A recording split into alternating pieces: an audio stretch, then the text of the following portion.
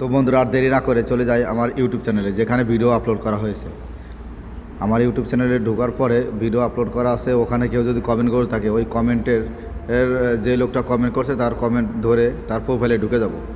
ওই দেখেন যে কমেন্ট যে করছে যে লোকটা, তার মিনি চিড়িয়াখানা, এই লোকটা আমাকে কমেন্ট করছে, ওই লোকটাকে সাবস্ক্রাইব করবো, তার প্রোফাইলে চাপ দেবো। প্রোফাইলে চাপ দেওয়ার পর দেখেন এই যে লেখা আছে সাবস্ক্রাইব।